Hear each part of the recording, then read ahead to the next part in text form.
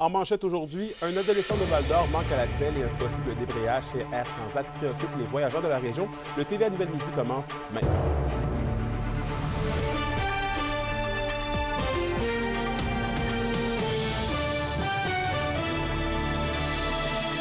Bon midi, mesdames, messieurs, ici Anthony Dallaire et bienvenue au TVA Midi. On débute le bulletin avec une disparition puisqu'un adolescent de 13 ans manque à l'appel du côté de Val-d'Or. La Sûreté du Québec demande donc l'aide du public pour retrouver Magua Papati, qui a été vu pour la dernière fois vers 14h40 sur la 6e avenue. Il se déplacerait à pied et pourrait aussi se trouver dans les communautés de Lac-Simon ou de Kitisakik. Magua Papati portait un chandail de coton ouaté gris avec un manteau noir, un pantalon noir et des souliers rouges. Il mesure 5 pieds 2 pouces, pèse 110 livres et a les yeux et les cheveux noirs. Ses proches ont des raisons de craindre pour sa santé et sa sécurité. Toute personne qui apercevrait l'adolescent est priée de communiquer avec le 911. Et on poursuit dans le monde des grèves, mais cette fois-ci dans l'aviation. On apprenait il y a quelques jours qu'une possible grève pouvait être déclenchée chez Air Transat puisque ses agents de bord ont refusé l'entente de principe conclue en décembre dernier entre le syndicat des employeurs et qu'Emilia, ça sème de l'inquiétude dans les agences de voyage de la région. Tout à fait, Anthony, une situation stressante pour certains voyageurs qui craignent l'annulation de leur départ ou sont inquiets de rester coincés dans des pays étrangers. Pour le moment, les négociations sont encore sur la table, mais j'ai discuté avec 2 agences de voyage de la région et ils me confirment qu'il y a un gros climat d'incertitude. Je vous laisse les entendre. On a un peu d'appels, un peu de questionnement à ce sujet-là. C'est sûr que des menaces comme ça de grève, ça a souvent plané au niveau des agents de bord pour le temps qui est non payé quand ils sont au sol. Donc oui, on a des questionnements, mais en ce moment, on est encore un petit peu dans le néant sans trop savoir vers où ça s'en va. Oui, c'est sûr qu'on a quelques questions de ce côté-là. Les gens, surtout ceux qui ont le départ au mois de janvier ou qui veulent réserver des départs au mois de janvier, se posent certaines questions. Nous, on leur répond avec l'information qu'on a. On a de plus en plus d'informations claires. Du moins, Transat, de ce côté-là, font leur travail, là. Oui, clairement, on sent l'inquiétude, mais comment les agences peuvent accompagner les voyageurs? Pour le moment, Voyage Globalia Inc. et Club Voyage Abitibi se font rassurants puisque des mesures doivent être prises par Air Transat avant que les agents de bord déclenchent la grève. Par contre, certains voyageurs ne veulent pas prendre de chance et se tournent quand même vers d'autres compagnies aériennes. Cindy Clark, propriétaire chez Voyage Globalia, précise tout de même que les voyageurs vont être accompagnés, peu importe la décision, qui vont être prises chez Air Transat. On nous pose des questions. En ce moment, il n'y a pas de date prévue de grève. Les agents de bord doivent annoncer, je crois, c'est 72 heures avant de faire la grève. Transat, je crois qu'ils sont quand même bien préparés. Si les gens sont à destination et que ça l'arrive, ils doivent rapporter les gens. Si les gens ne peuvent pas revenir la date prévue et ça occasionne des coûts supplémentaires pour des journées de plus à destination, c'est Transat aussi qui l'absorberait et tout ça. Mais malgré les incertitudes liées à Air Transat, les agences de voyage de la région notent une hausse de l'achalandage. Donc, je vous reviens ce soir avec un reportage complet au TVA 18h. On suit le tout. Merci, Kémilia. Plaisir. La question du jour TVA, une présentation de Mobilier Bélan qui vous offre depuis plus de 50 ans un service de qualité et un grand choix de matelas, mobilier, électro au prix compétitif que vous recherchez. On veut vous entendre, vous aussi, sur le sujet à la maison. On vous demande donc à la question du jour, êtes-vous inquiet par la possible grève des agents de bord chez Air Transat? Pour voter et commenter, rendez-vous au tvabitibi.ca. Et on poursuit dans le monde de la restauration. On vous en parlait de l'impact de l'inflation sur le restaurant de la région. Eh bien, la facture pour les clients a elle aussi augmenté en moyenne entre 6 et 10 % l'an dernier, selon l'Association Restauration Québec. Dans ce contexte, l'engouement pour les restaurants à déjeuner qui offrent parfois des plats moins dispendieux se fait-elle sentir ici dans la région? Eh bien, notre collègue Alexandre Cabana se penche sur la question et présente un reportage complet au TVA 18h. En attendant, voici quelques clients rencontrés plus tôt aujourd'hui à Rouyn-Noranda. Il y a Bénédictine à Val-d'Or, puis c'est à peu près tout. Il y a des bons restaurants. Juste mon assiette, c'est pas loin de 20 piastres. Avec l'autre, là, c'est plus 30. Là, mais on rentre dans notre argent pareil. Il y a bien d'autres activités qu'on fait plus, là, mais les restaurants, on n'a pas coupé. Oui, puis les prix ont augmenté, je trouve vraiment. Bien, on passe des beaux moments, là, je trouve que c'est important. Puis là, je pense que c'est moins cher qu'un souper. C'est deux pour un, c'est ça. Vu qu'on est retraité, on profite la semaine, c'est plus... moins de monde un peu, parce que les fins de semaine, il y a des grandes files d'attente. Au culturel, c'est ce soir, 18h, que les passionnés de poésie pourront débuter l'année ensemble. Les gens sont invités à venir prendre part à plusieurs recueils de littérature à la librairie L'Ivresse à Rwanda pour y découvrir les plumes de Mathieu Parent, Marc-André Larose, en plus des nombreuses œuvres musicales de l'auteur, compositrice, interprète Marie-Hélène Massy-Aymon. Et au sport, les Huskies de Rouyn-Noranda et les Foreurs de Val-d'Or sont en action ce soir et demain à domicile. À 19h, les Huskies amorcent le week-end avec un autre duel contre l'Armada de Blainville-Boisbriand. Les Foreurs, de leur côté, reçoivent les Olympiques de Gatineau. Samedi, les Olympiques se rendent à l'Arena Glencore pour y affronter la Meute dès 19h. Et ce sera au tour du Varéor de faire face à l'Armada à 16h au centre Anico-Eagle.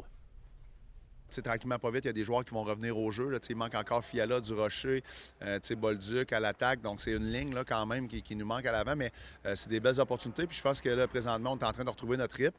Puis comme tu disais, on veut pas tomber dans le piège justement de Blainville et de Gatineau. On veut jouer on se concentre sur nous, on veut jouer de belle façon. Puis je pense que si on le fait pendant 60 minutes, ça va être intéressant.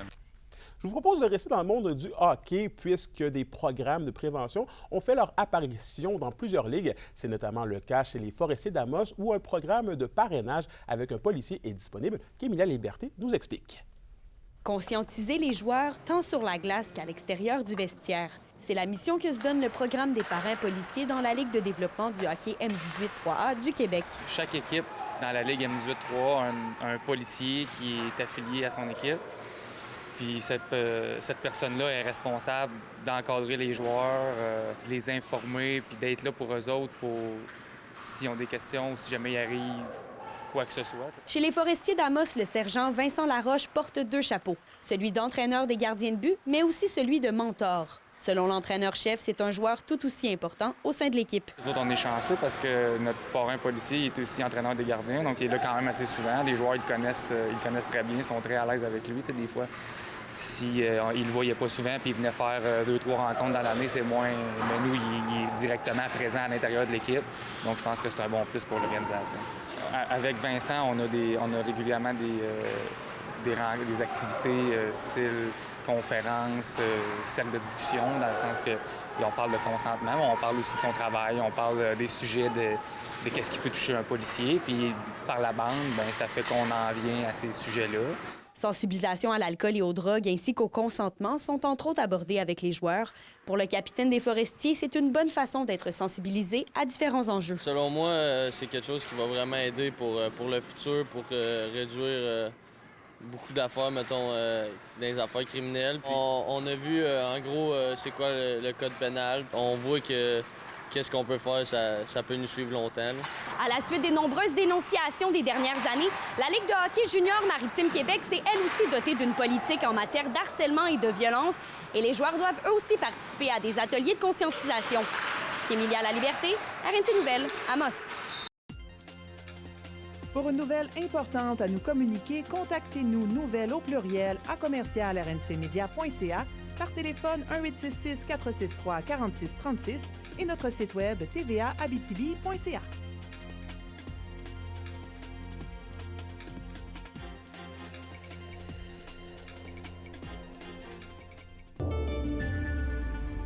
On termine le bulletin en météo. Après un mois de décembre plus doux au niveau de la météo en Abitibi-Témiscamingue, est-il possible que le mois de janvier le soit tout autant? Eh bien, notre collègue Kimberly Hall s'est penché sur la question avec Jean-Philippe Bégin, météorologue pour Environnement et Changement climatique Canada. On a connu des températures assez douces durant le mois de décembre. Est-ce qu'on peut peut-être espérer la même chose en janvier? Non, pas du tout. C'est vraiment l'hiver qui reprend ses droits. Bon, en fait, c'est pratiquement des températures au-dessus des normales qu'on a eues depuis le 7-8 décembre environ. Donc, sauf la première semaine de décembre, on a été pratiquement au-dessus de la normale, sauf quelques exceptions. Donc, c'est exceptionnel. On a reçu aussi moins de neige qu'à l'habitude. Mais là, en fait, déjà, le froid est revenu. Donc, depuis quelques jours, puis ça va se poursuivre là, dans les prochains jours, prochaines semaines.